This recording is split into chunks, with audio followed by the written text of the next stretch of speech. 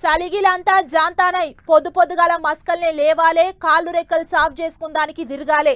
ఇగో దినం గిదే పని మంత్రి పొన్నం ప్రభాకర్ సార్ది.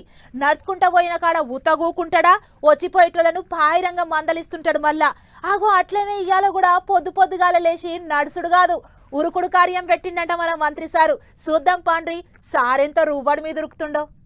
రైట్, ఇక ఉరుకు ఉరుకు ఉరుకు ఆగో చూడులి ఎగబోసుకుంటా చెమటలు కక్కుకుంటా మంత్రి పొన్నం ప్రభాకర్ సార్ ఎట్ట ఉరుకుతున్నాడో. సిద్దిపేట జిల్లాలో హుస్నాబాద్ లో మంత్రి పొన్నం ప్రభాకర్ సార్ పొద్దు పొద్దుగాల లేచి కాళ్ళు రెక్కలు సాగు చేసుకునే తందుకు ఉరుకుడు కార్యం ముంగటేసుకున్నాడు. అక్కడి పబ్లిక్ తోని కలిసి ఎల్లమ్మ చెరువు చుట్టూ నడిచిండు. అటెంక ఇగో ఇట్లా అక్కడికి వచ్చిన వాళ్ళతోని కలిసి ఏక్ దో ఏక్ అనుకుంటా ఎక్సర్సైజ్ చేసిండు. ఇప్పుడు ఒక్క పాలెం కాదులు సార్ దినం ఇటనే పొద్దు పొద్దుగాల లేచి నడుచుకుంటా తిరుగుతాడట.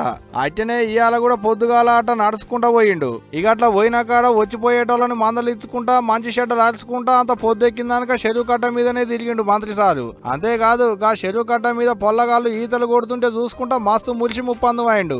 ఇక అట్టు ఉంచులి గాని ఇటు సార్లు చూడలే గంత బలువు ఉండి కూడా ఏటంటే అటు ఎట్ట వంగుతున్నాడో. చేతుల మీదనే డిప్సులు కొడుతున్నాడు. వెనకకు ముంగడికి స్ప్రింగ్ వంగినట్టే వంగుతుండ. అంటే సార్లు తారీఫ్ చేయాల్సిందే కదా. చెయ్యలి సారు చెయ్యలి, మంచిగా ఎక్సర్సైజ్ చేయాలి. గంత మాత్రం ఎక్సర్సైజ్ చేస్తేనే పానం అంతా మంచిగా ఉంటది. ఏం చెప్తున్నా.